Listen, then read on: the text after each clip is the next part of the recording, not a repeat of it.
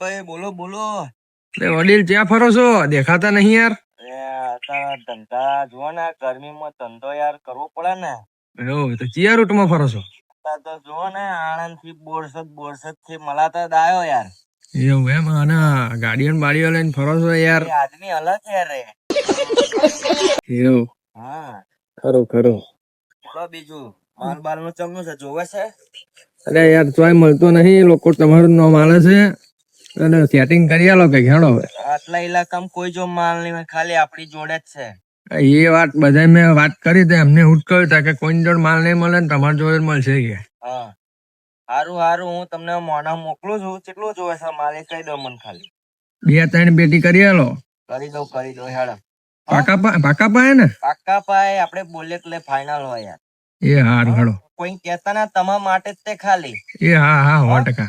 હારું હેડો મળી. એ હા.